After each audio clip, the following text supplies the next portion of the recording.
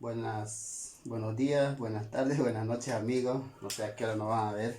Eh, Hoy le voy a hablar el tema de lo que es la argumentación jurídica desde un punto de vista de lo que es la justicia constitucional. Debemos entender que la argumentación jurídica en realidad es cómo realizar un argumento concreto a un caso, ¿ya? Para Manuel Atienza, la argumentación jurídica no es más que una teoría descriptiva que no solo describe, digamos, el proceso, cómo debe realizar o debe solucionar los jueces o lo que llamamos los operadores de justicia. Y también, sino que tiene que ir más allá de ese proceso de justificación que va a realizar a ese caso concreto. Esa es la argumentación jurídica que da Manuel Atienza. Manuel Atienza, un español muy conocido, refiere que hay tres teorías de argumentación jurídica. Lo que él llama es la concepción de la argumentación jurídica. Entre ellas tenemos la argumentación jurídica formal desde el punto de vista normativo, digamos, material y lo que es pragmática.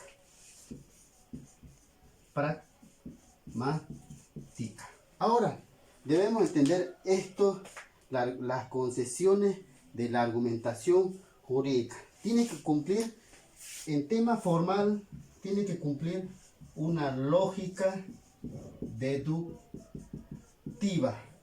¿Qué quiere decir? Tiene que estar estructurado, ¿ya? En cambio, en lo material va más allá. ¿Qué quiere decir? Que supone más el tema de la justificación de las premisas.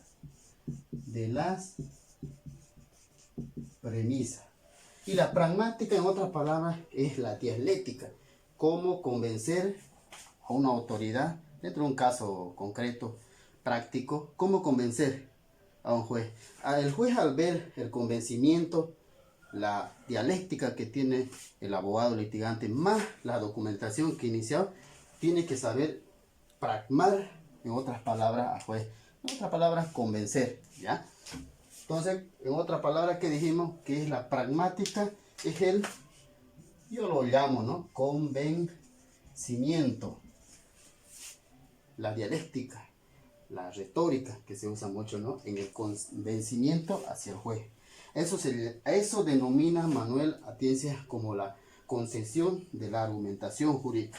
Tenemos la argumentación jurídica formal, material, pragmática.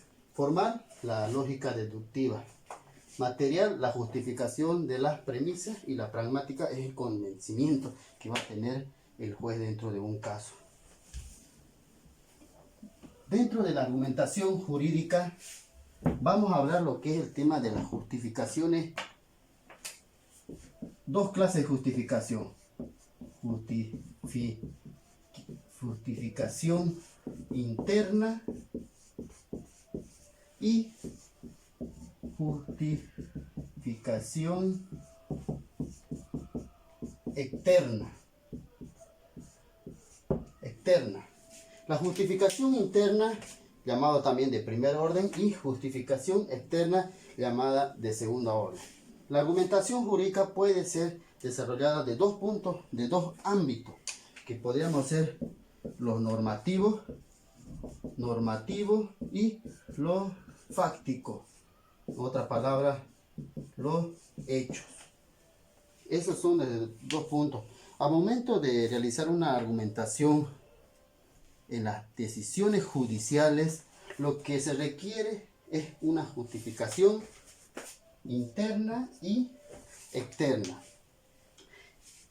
Ahora vamos a ir más con el tema práctico de tratar de explicar cómo podemos hacer una justificación interna y externa de una resolución judicial. Vamos a dar un ejemplo primero de hacer un silogismo jurídico. Un silogismo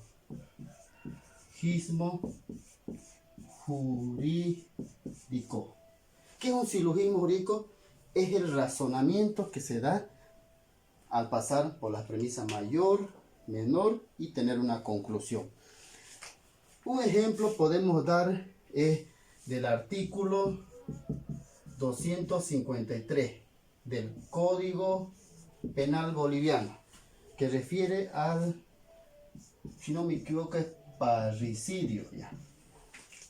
Vamos a poner primero, a ver, premisa mayor. Tenemos la premisa menor y una conclusión. Ya. Si vamos desde el ámbito normativo, premisa mayor, que es la norma, vamos a hablar el tema de que, ¿qué dice el artículo 253 del Código Penal? Dice, ¿no? Vamos a ser concreto. El que matare a su padre, madre, abuelo o descendencia en línea recta, ¿ya? Será sancionado a 30 años de presidio. Esa es la premisa mayor, dice la normativa. El que matare a su padre, madre o abuelo o descendiente en línea recta será, ascendiente diré, será sancionado con pena de 30 años de presidio. Ya. Entonces, premisa menor, ¿qué llegaría a ser? Un ejemplo, a ver. Juan mató, no sé, una palabra concreta, ¿no? Mató a Carlos. Padre. Relación de los hechos. Juan mató a Carlos. Padre. Premisa mayor es la relación fáctica o de los hechos. Es explicar en otras palabras qué es lo que pasa. ¿Cuál es la conclusión? Juan es autor de un parricidio. Así concreto. ¿Ves? Premisa mayor es la normativa. El que matara a su padre, madre, abuelo será sancionado con 30 años de presidio. Eso lo dice el artículo 253 del Código Penal, parricidio. Premisa menor es la relación del hecho. Juan mató a Carlos, padre. ¿Y cuál es la conclusión? Juan es autor de delito de parricidio. Ese es concretamente un silogismo jurídico, razonamiento desde usar la premisa mayor, menor, conclusión. Esto se puede usar en casos de lo que decimos casos fáciles, ¿no? Tenemos la norma, el hecho y la aplicación a la premisa mayor y menor. El resultado que debe tener. No hay problema en los casos fáciles en aplicación de esto. Pero en los casos difíciles o externa de segunda orden que explicaba en el comienzo, es un poco más controvertido. ¿Por qué? Porque en esto el juez, en realidad los jueces, en las resoluciones como nosotros los abogados igual, debemos realizar, digamos, a estas premisas normativas de los hechos. Es una cuestión más problemática. ¿Por qué? Porque hay veces existen lagunas normativas, ausencia de normas, antinomías y otros efectos que dentro de una resolución no es bien concreta en sus resoluciones. Por eso en los casos difíciles es indispensable presentar lo que llamamos adicionar lo que es razones en favor de las premisas. Ejemplo, podemos decir, esta es la premisa para un caso fácil, pero para un caso difícil debemos adicionar un razonamiento más lógico, usando siempre los principios, valores dentro de cada caso que se va a aplicar, ¿ya? Los problemas que se pueden dar dentro de los casos difíciles tenemos, por ejemplo, en aquellos que la autoridad judicial debe reconstruir las premisas, como les explicaba, reconstruir la premisa normativa, que es esto, que a veces no hay la premisa menor, los hechos. Hay veces en la prueba cuesta tratar de... Aquí se lo ve fácil la aplicación en los casos fáciles. Fácil la resolución. Pero en casos difíciles es un poco complicado hacer la resolución por el tema de las pruebas, por el tema de la gravedad, muchas cosas más, ¿ya? Peor, vamos a ver qué casos se puede. Vamos a tomar en cuenta los casos, lo que llamamos difíciles. Los casos fáciles, ya les expliqué, ¿no? Tenemos una premisa mayor, una premisa menor y su conclusión.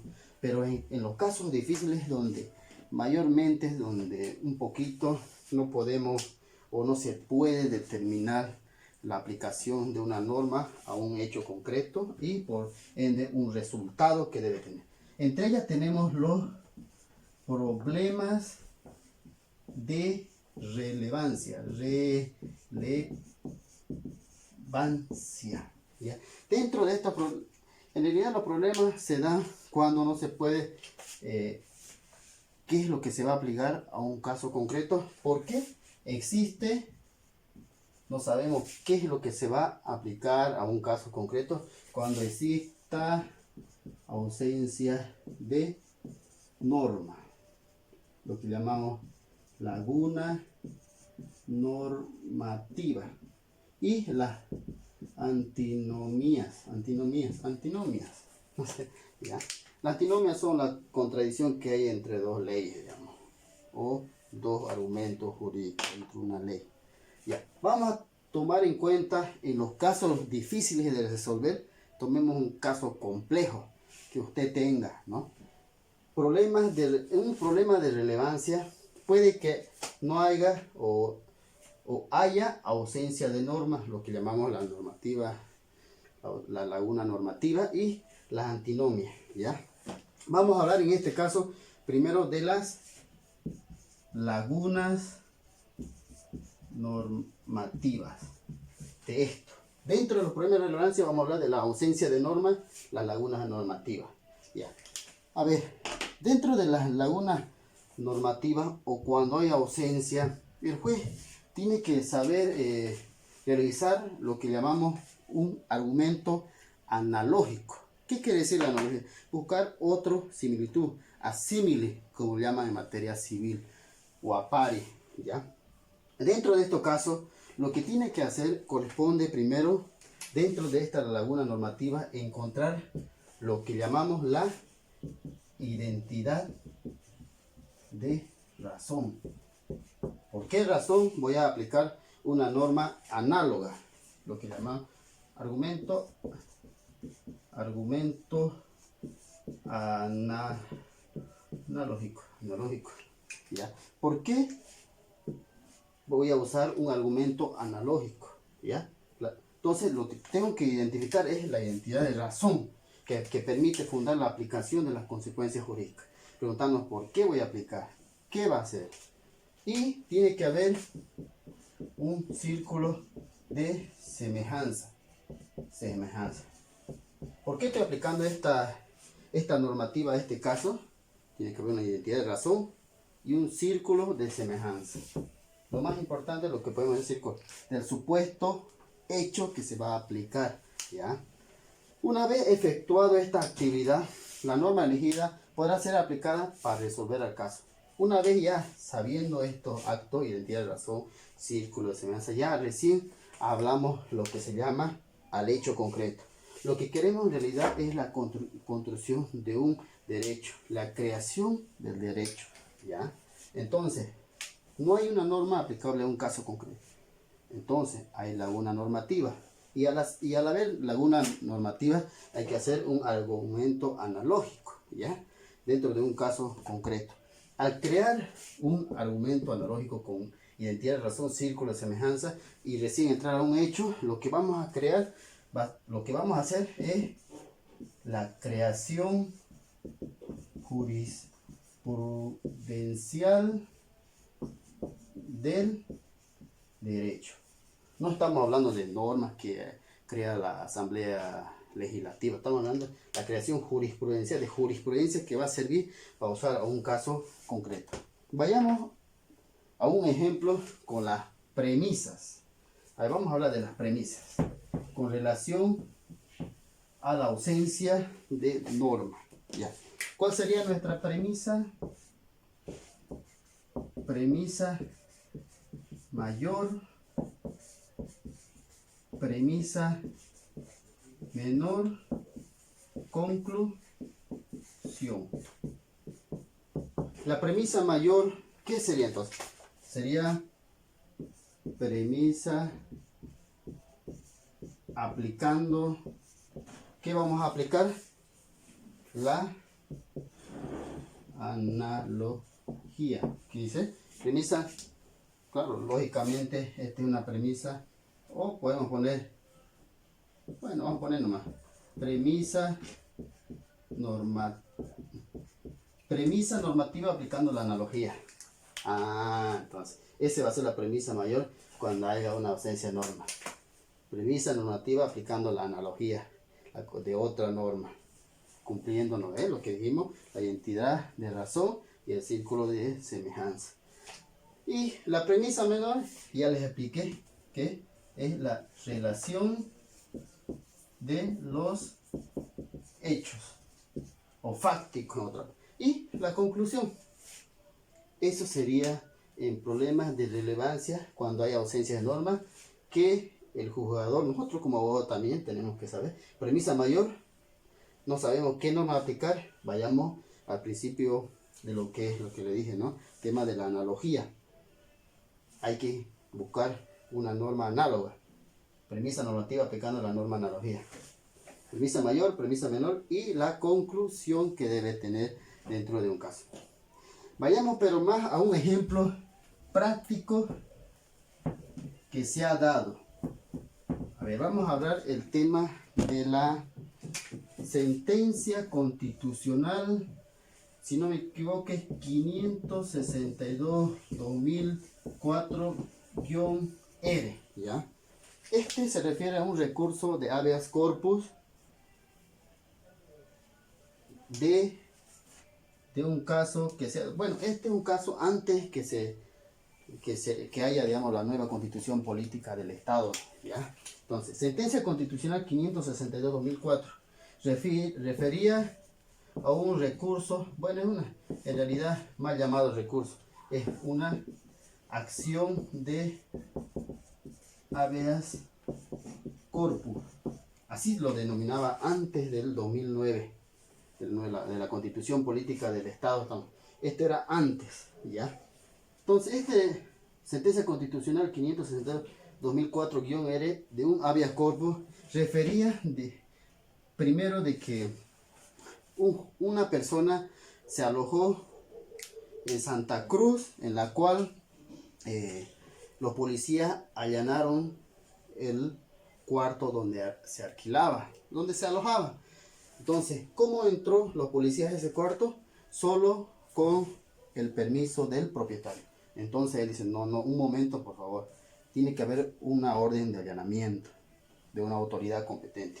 Entonces, autoridades dicen, no, el allanamiento solo se da, bueno, el artículo, si no me equivoco, el 21 de la Constitución Política, el abrogado, ¿ya? Decía, el domicilio se denominaba como un asilo inviolable. Eso decía la Constitución Política del Estado en su artículo 21. El domicilio común, esto va solo al domicilio, vos estás en un alojamiento. Entonces, ahí no había había una ausencia de norma. Entonces, era muy tajante, ¿no? El domicilio solo refería al domicilio o a tu casa, pero no decía a las residencias particulares, como ahora, por ejemplo, el artículo 180 del Código Procesal Penal dice, ¿no ves? Domicilio y las residencias particulares. Tiene que haber una orden de una autoridad, una orden de allanamiento, digamos. Pero en la Constitución abrogada decía el domicilio como un asilo inviolable, pero no iba a los hoteles, alojamientos, a esos lugares, no iba, solo al domicilio. Entonces quiso el Tribunal Constitucional dijo, hizo más una interpretación y una valoración más a fondo. Dijo, el domicilio no solo implica el lugar donde la morada, sino implica otros lugares donde es la residencia habitual. La residencia habitual es el lugar donde está de una persona, momento. Puede ser un alojamiento, un hotel, etc. Entonces, al haber una ausencia de norma o una laguna normativa dentro de ese caso de allanamiento. Ahora, como ya les expliqué, ¿no? La ausencia de norma se va en este caso a la sentencia constitucional 562 del 2004, que decía, ¿no? El domicilio como asilo inviolable, pero que este caso ya fue modulado con el tema de la ausencia de norma. Vamos al caso concreto, a ver, de un caso. Vamos a hablar el tema de lo que ya hablamos, el tema de la ausencia de norma. Vamos a hablar ahora de las antinomias. ¿Qué son las antinomias? Son dos normas del mismo sistema jurídico que se contradicen, en realidad que no es compatible, ¿ya?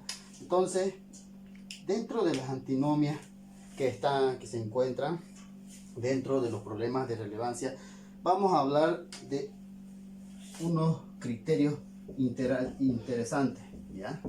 Los criterios, lo que llamamos el cronológico es uno. Dentro de las antinomias vamos a hablar del criterio cronológico, el tema del criterio jerárquico y criterio de especialidad y criterio de competencia. A ver, ya hablamos de las ausencias de normas como un problema de relevancia. Ahora vamos a hablar de las antinomias que tienen, digamos, cuando hay contradicciones de normas o del mismo ordenamiento jurídico, tenemos que basarnos nuestros criterios a criterios cronológicos, criterios jerárquicos, criterio de especialidad y criterio de competencia. A ver, vamos a hablar del tema primero del criterio, si no me equivoco, es el cronológico. Un ejemplo básico que podemos dar de un criterio cronológico se da cuando una norma posterior deroga a la anterior. Ejemplo, vamos a hacer un ejemplo. A ver, una norma sería, por ejemplo, el artículo 14 de la ley 2033 de fecha. Esta norma es del 29 de octubre de 1999. Esta ley, que en realidad viene a ser a la protección de las víctimas de abuso sexual, deroga al artículo 101 del Código Penal. Ese artículo lo deroga, ya, pero este artículo ya estaba derogada por una ley más antes que esto, la ley 1970 del Código Procesal Penal, el procedimiento penal, ya. Esta ley era de fecha, si no me equivoco, esta ley es de marzo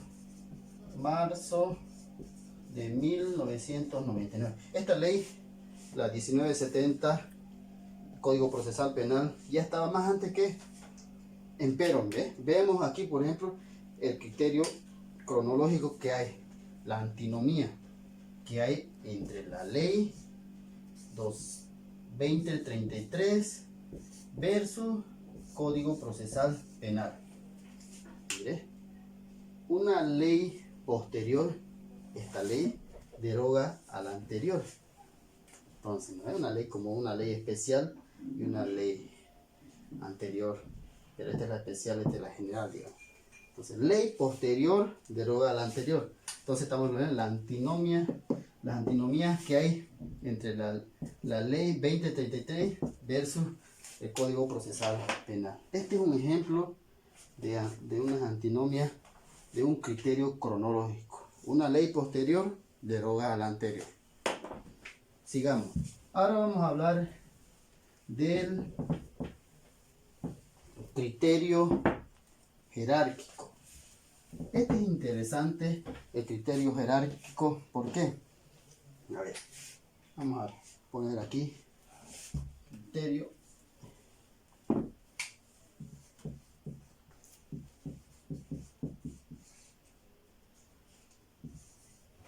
jerárquico. Ya. El artículo 15 de la ley del órgano judicial refiere que la ley, que el ordenamiento, bueno, la Constitución es la supremacía contra cualquier otra ley. La pirámide de Kelsen ya conocemos, ¿no? Tenemos la Constitución Política del Estado, leyes, decretos, después vienen los reglamentos, vienen los estatutos. Entonces, no olvidemos que el artículo 15 de la ley del órgano judicial ya refiere la supremacía de la Constitución Política del Estado, ¿ya? Y asimismo, el artículo 15 ya sabemos que refiere. También el artículo 410 de la Constitución Política del Estado refiere la supremacía de la Constitución Política. Y un sinfín de sentencias constitucionales donde también adhiere que la Constitución Política está por encima de todas las leyes dentro de ese proceso, ¿ya? Vamos a dar un ejemplo bien concreto de un criterio jerárquico. A ver, un ejemplo sería, digamos que la asamblea legislativa, a ver, ¿qué hace? La asamblea legislativa crea o dicta de una vez, dicta una norma 320/2020, donde dice, ¿qué dice? Será sancionado con pena de muerte a los violadores, niños, niñas, adolescentes. Pena de muerte a los violadores. La Asamblea Legislativa saca una ley, podemos decir ley, ¿no? Una ley, la 320/2020, donde dice que será sancionado con pena de muerte a los violadores de niños, niñas, adolescentes. Pero esta ley va en contra del criterio jerárquico, en contra de la Constitución Política del Estado. Ya sabemos, ¿qué dice el artículo, por ejemplo, el 15 de la Constitución Política del Estado? Dice, no existe la pena de muerte. El artículo 4.3 de la Convención Americana de los Derechos Humanos, que en los países que se ha abolido la pena de muerte no podrá ser restablecido.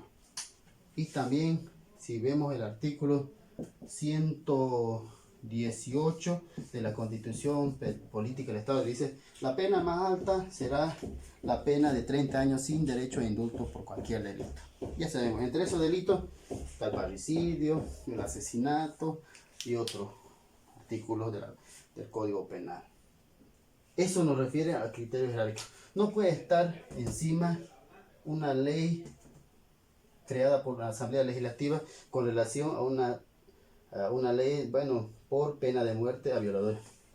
Entonces, no va, hasta se puede plantear una acción de inconstitucionalidad abstracta contra esa ley, ¿ya? Entonces, prima lo jerárquico, la Constitución Política del Estado, ¿ya?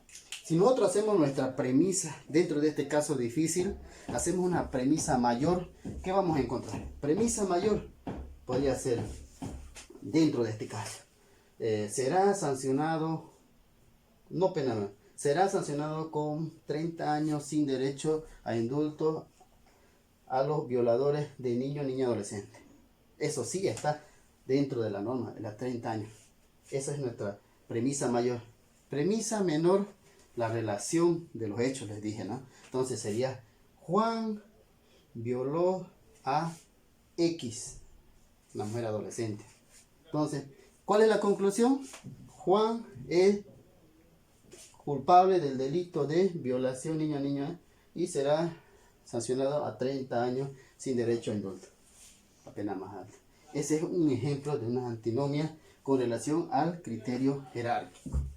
Ahora vamos a hablar del criterio de especialidad. Este es interesante porque, les digo, también el artículo, vamos a borrar esta parte, criterio jerárquico, lo vamos a poner especialidad. Ya hablamos del principio cronológico, no veo una ley posterior de regla anterior. Ya hemos hablado del principio jerárquico, la constitución política del Estado prima por encima de otro, no puede sobrepasar de la constitución cualquier otra ley. Y hablamos del principio de especialidad. Si hablamos del artículo 15 de la ley del órgano judicial del mismo, refiere de que la constitución se aplicará con preferencia a otro. Pero también, si vemos segundo parágrafo, si no me equivoco, refiere que la ley especial se aplicará con más criterio, más especial que el general. O sea, hará preferencia de la ley especial contra el general. Ya. Vayamos a un criterio de especialidad. A ver, esto ya fue aplicado ya por el Tribunal Constitucional. Tribunal Constitucional. Este ya lo ha aplicado a través de su sentencia constitucional, el 721 quebrado 2018, en su sala segunda. 721. Esto es referente a una acción de libertad. Libertad por vulneración. ¿Qué se ha vulnerado? El debido proceso. Artículo 115 a 116 de la Constitución Política del Estado. Si no me equivoco. Y la celeridad. Les explico. Esta Constitución Política del Estado, esta sentencia constitucional plurinacional, diré, 721 quebrado 2018, en su sala segunda del 31 de octubre, es de una acción de libertad por vulneración del debido proceso y la celeridad. ¿Qué implica? Resulta que una persona ha sido sometida a un proceso abreviado por el delito de la ley 348. ¿Ya?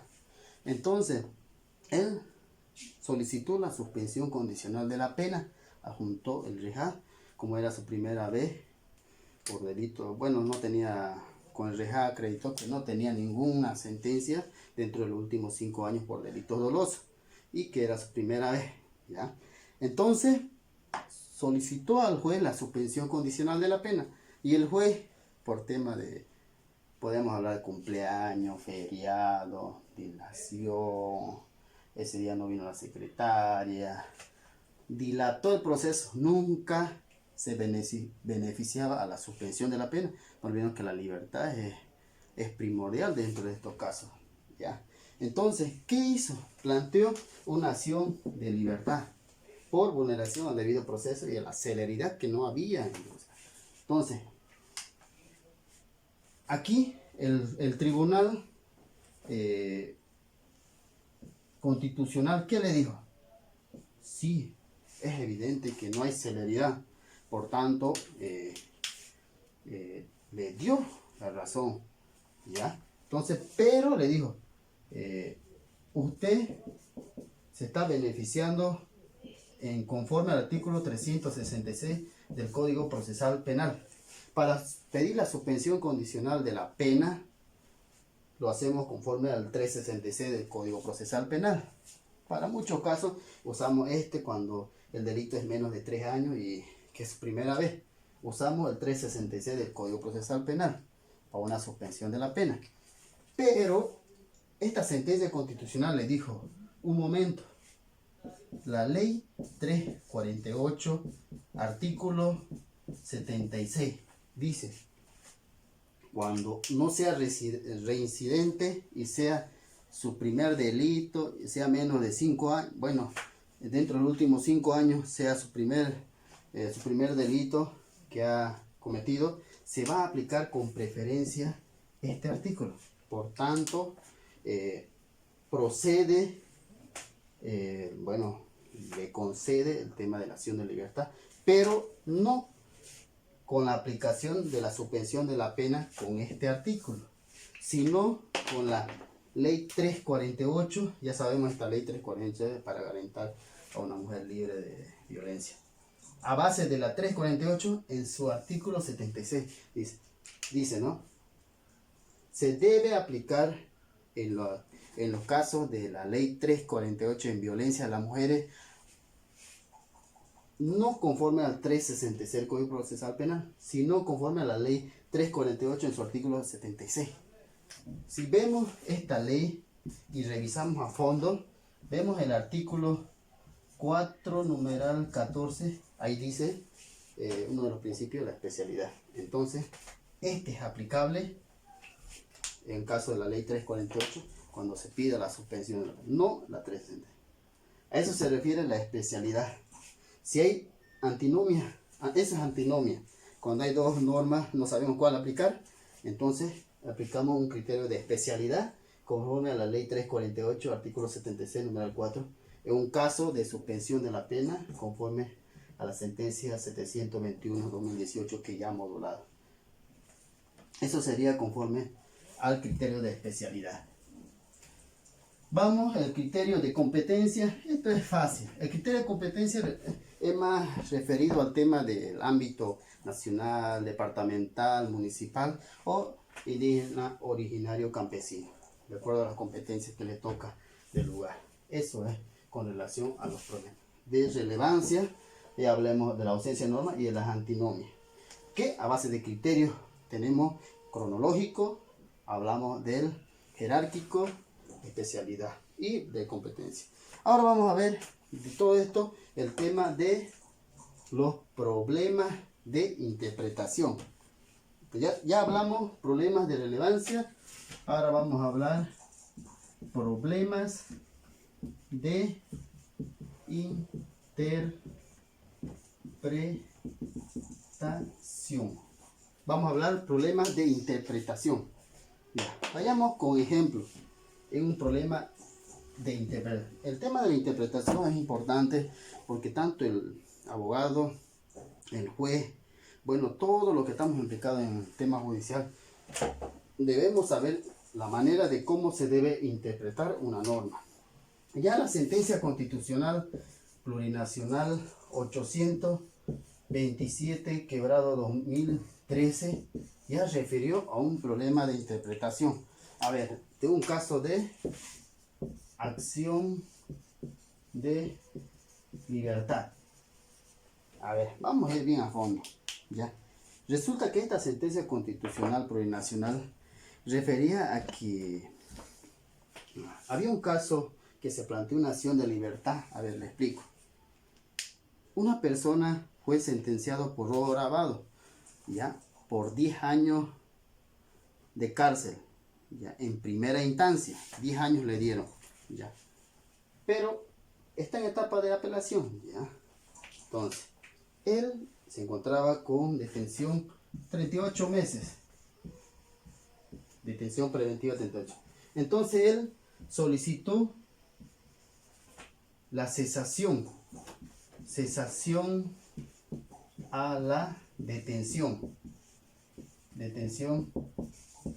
preventiva. Es preventivo, ¿no? En Perú lo llaman prisión preventiva, ya. Conforme al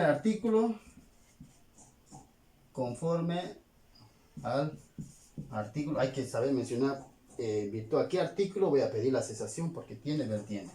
Artículo 239, si no me equivoco, numeral 4, con la nueva ley 1173, numeral 4. Pero tiene vertientes. ¿Vertientes de cuál? Por ejemplo, le digo, ¿no? El 239, numeral 4, refiere, se podrá pedir la cesación a la detención preventiva cuando no se tenga 12 meses sin acusación o creo 24 meses sin sentencia. En ese caso se puede pedir la cesación a la detención preventiva conforme al Código Procesal Penal 239, numeral 4. ¿Ya? Pero cuando pidió la cesación a la detención preventiva, le dijo, a ver, ¿qué le dijo el tribunal de la cesación? A ver, le dijo, es evidente que tiene una sentencia en primera instancia. Usted tiene una sentencia en primera instancia por 10 años, ¿ya? Aún esté con detención preventiva, hubiera pasado los 38 meses, no es posible la cesación. ¿Por qué? Porque ya hay una sentencia. Ya no es posible la cesación porque nosotros ya hemos dictado la sentencia. No importa, ya pasó 24 meses, pero ya hemos dictado una sentencia. Entonces, ya. Realizó la acción de libertad. El Tribunal Constitucional, ¿qué le ha hecho? A ver. El juez, ya. ¿Qué le dijo? Cuando se pidió cesación a ese juez, ¿qué le dijo? No es posible. No es posible. Porque ya se emitió una sentencia en primera instancia. Le condenaron a 10 años de cárcel. Entonces no procede la cesación porque ya tiene una sentencia. El tribunal le dijo, un momento. A ver, revisemos bien. En este caso, aún cuente con sentencia, en primera instancia, es posible la cesación porque no está ejecutado. Ya. Ahorita estamos en un problema de interpretación. No sabemos cómo interpretar la norma. ¿Ya? Entonces, pidió la cesación por este numeral 234 porque ya pasamos de 24 meses sin sentencia. Entonces, le dieron sentencia en primera instancia a 10 años por robo agravado. El juez de hecho no posee la cesación porque usted ya tiene sentencia. Eso dice la norma. Sin sentencia, pero usted ya tiene sentencia. Aunque esté 38 meses. Entonces, el tribunal le dijo, no, un momento. Aún cuente con sentencia, es posible la cesación. ¿Por qué? Porque no está ejecutada esa sentencia. No olvidemos la presunción de inocencia. Entonces, ahí el tribunal actuó correctamente. Hizo una interpretación correcta. ¿Ya? Entonces, procede la cesación por este numeral, aunque tenga sentencia. ¿Ya? Entonces, eso es con relación al problema de interpretación. Ahora vamos a hablar el tema de los métodos. Los métodos de interpretación es importante no solo para el tema de los abogados, sino de otros, por ejemplo, usan los auditores, arquitectos, una manera de interpretar, ¿no? Hasta los matemáticos usan. Ya, vamos a hablar el tema de los métodos de interpretación. Vamos a nombrar 5 métodos. 1, el método gramatical, lo que dice la norma, que dice la Constitución. 2, el método histórico, desde un punto de vista de cuál es el fin, ¿no? Tomando el... Entonces, vamos a tomar el contra el otro, el método de interpretación lógico. 4, sistemático. Y 5, teleológico o finalista, llaman algunos. Finalista, ya. Estos son los métodos de interpretación que se realizan. Nosotros los abogados, jueces, fiscales, cualquier autoridad o cualquier parte del Consejo de la Magistratura, tema del Tribunal Constitucional, usa estos métodos. Y hay otros métodos, ¿no? Lo más importante, tenemos el método gramatical, histórico, lógico, sistemático, teleológico y finalista o finalista. Ahora nos preguntamos, ¿cuál de estos métodos usó para el joven o el señor, ¿no? Esa persona que le dieron en primera instancia 10 años por obra baja? El que le ha denegado la cesación, ¿qué método usó? Desde mi punto de vista, ¿no? Puede que haya usado un método histórico o gramatical. ¿Por qué? A ver, histórico porque él dijo, mire, y hay una sentencia en primera instancia, entonces lo que hace es asegurar para que a un posible ejecutoriado, a una posible ejecutoria. Entonces usó el tema más de la interpretación histórica y la interpretación gramatical, lo que dice la norma, ¿no? 24 meses sin sentencia. Entonces ya tiene sentencia, entonces basó en eso. Pero el tribunal realizó una interpretación distinta. Puede que haya usado una interpretación gramatical, pero usó una interpretación muy interesante. ¿Cuál es? La interpretación lógica. A ver, imagínense, si dice 24 meses sin sentencia, sin que se haya dictado sentencia, si dijera ejecutoria, o sea, no tendría sentido pedir cesación a una ejecutoria. Entonces, hizo una interpretación lógica el Tribunal Constitucional en la anterior sentencia constitucional que les refería, ¿ya? Entonces, a ver, ese es con relación a los problemas de relevancia, problemas de interpretación, caso y los métodos de interpretación. Ahora vamos a hablar de los problemas ponderativos. Era que no lo borré. Pero vamos a hablar los problemas. Primero era problemas de relevancia.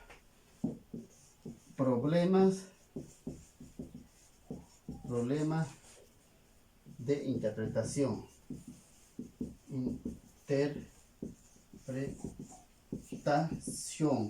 Y problemas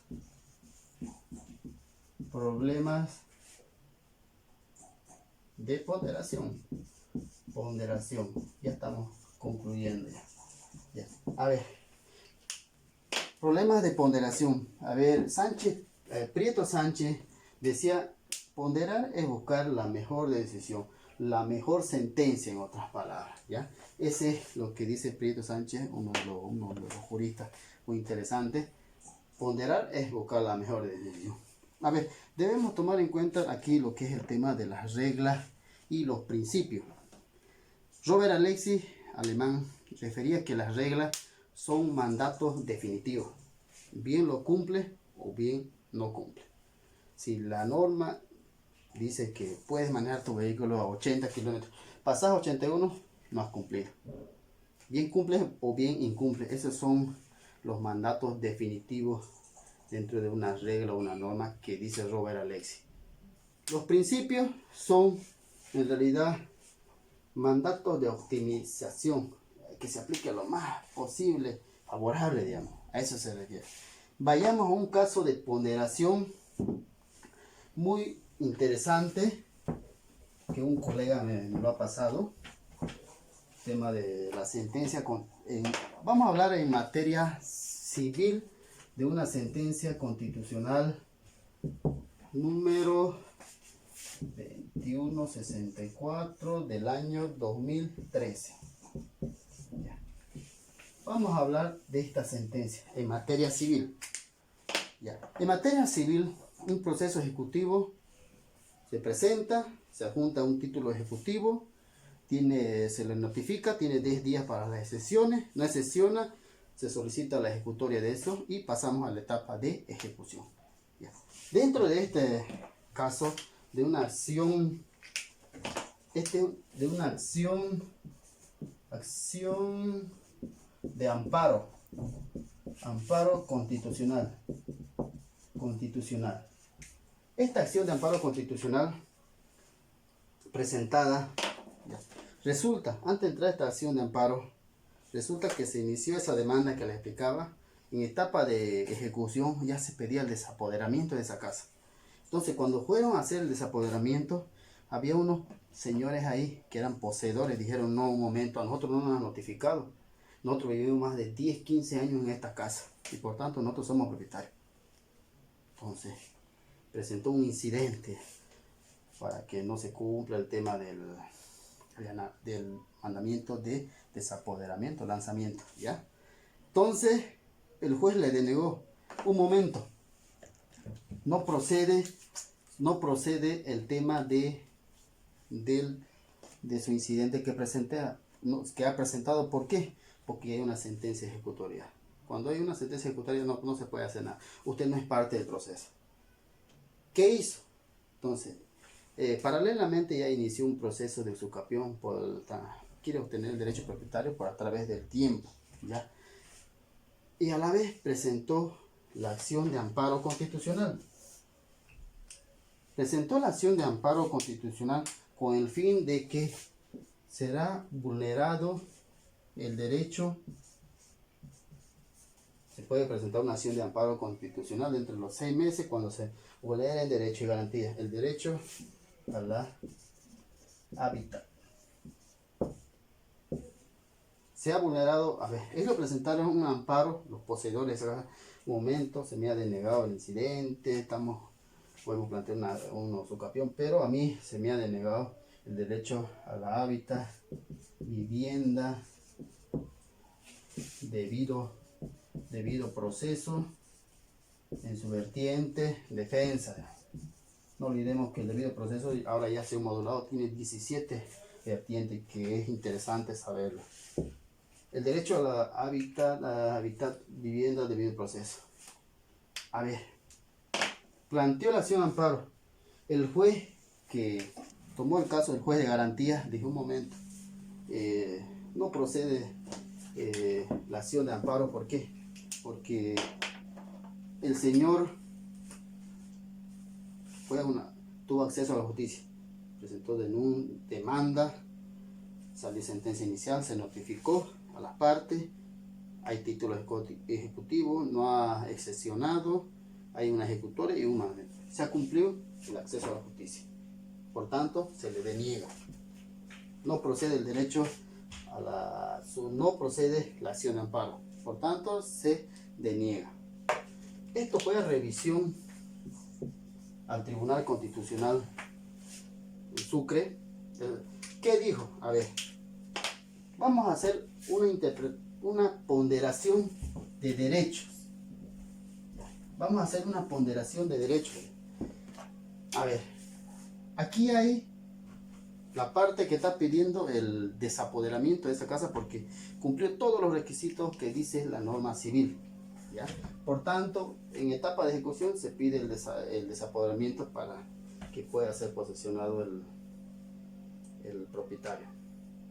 Entonces, aquí está que el que ha pedido el desapoderamiento tiene el derecho al acceso a la justicia. Ha cumplido las normas para iniciar una demanda. Versus derecho a la hábitat, vivienda, en realidad vivienda, ¿no? Miren, podemos. Uno, a que no le han notificado, nosotros tenemos derecho a la vivienda, a vivir. ellos pedían. Y el otro dice, no, yo inicié una demanda contra el deudor, presenté el folio real de la casa que el deudor tiene, entonces eso estoy haciendo el desapoderamiento. Yo tengo derecho a la justicia, porque a mí me da el Estado, a través de la ley, el derecho a la justicia. Y ha cumplido esto. Todo está legal. Pero el otro dice, no, yo inicié un usucapión por la vía ordinaria y presenté mi incidente y me denegó el juez, estoy planteando mi acción de amparo. Yo tengo derecho a la vivienda. Entonces, hay conflicto entre derecho a la vivienda versus el derecho al acceso a la libertad. No, diré el acceso a la justicia. Entonces, la sentencia constitucional 2164 del quebrado 2013 se pronunció. ¿Cómo se pronunció? Le dice, ¿no? Es evidente de que el accionante realiza un método ponderativo, realiza una ponderación de derecho, porque ambos tienen derecho. Yo demando, tengo derecho a demandar, derecho a la justicia. Y el otro dice, no, igual tengo derecho a la vivienda. Entonces el tribunal le dice, es evidente que usted cumplió estos requisitos, pero esto no es definitivo. Imagínense esta persona, poseedores que van a iniciar un proceso de usucapión. No podemos desampararlos, quitarles. Ellos tienen derecho a la vivienda. Por tanto, pretender hacer cumplir una sentencia que fue emitida de manera legal, conforme a los procedimientos, no resulta justificable. No justifica esto para dejar a una familia que vive más de 10 años, posiblemente en ese proceso ordinario lo gane. Entonces podemos estar alojando a una persona que es su vida, que vive una familia, los valores dentro de la familia que se debe tomar en cuenta. Entonces, si nosotros provisionalmente esperamos a que esta persona poseedor siga viviendo hasta que su proceso de usucapión sea positivo o negativo, si es positivo, entonces cambiaría la figura. Si fuera negativo, si se lo deniega en la usucapión, usted tranquilamente va a acceder al desapoderamiento. Entonces no se le ha vulnerado ningún derecho. Se los paso esta sentencia constitucional 2164 de 2013 para que lo revisen bien a fondo y vean un problema de ponderación de derecho. ¿Qué derecho? Entonces, derecho al acceso a la justicia y el derecho a la vivienda. Ponderó el derecho a vivienda. Esa es una ponderación conforme a los valores, derechos y principios que fijan. Entonces, terminando, concluyendo, vamos a hablar el tema de cómo analizo si mi argumento es válido. ¿Cómo puedo decir que mi argumento que he planteado o que ha resuelto un juez o un tribunal es válido? Tenemos que tomar el principio de universalidad. La universalidad ya referimos que la regla que se utiliza se crea para todos, ¿no es? Debe ser aplicable a casos similares. Ese es el principio de universalidad, ¿ya? Cumplimiento del principio de consistencia, principio de consistencia y coherencia. Lógica, ¿no? Las decisiones deben ser coherentes en el ordenamiento jurídico, ¿no? Si estoy pidiendo, hablemos en materia civil, ¿no? Como dijimos, pedimos una demanda ejecutiva, no nos va a salir por un tema de proceso ordinario, ¿no? Sería ilógico. Tiene que haber la consistencia y la coherencia en el ordenamiento jurídico. Y tenemos el tema de principio consecuencialista. ¿Qué quiere decir?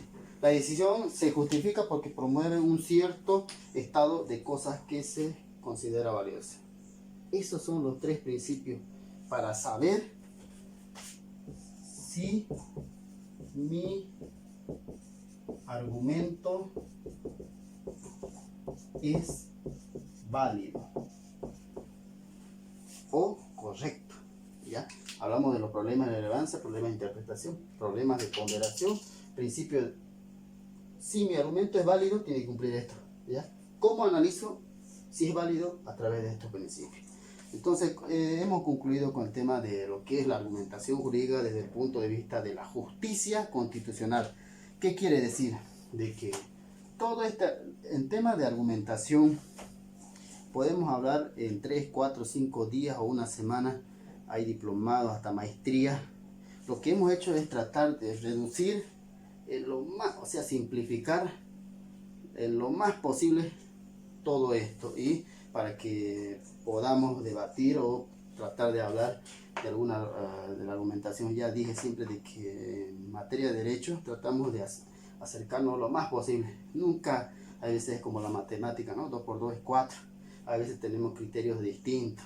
Como dicen, ¿no? Tenemos problemas de interpretación de muchas razones. Por tanto, les agradezco a todos aquellos que ven este video. Por tanto, les mando saludos y que Dios los bendiga.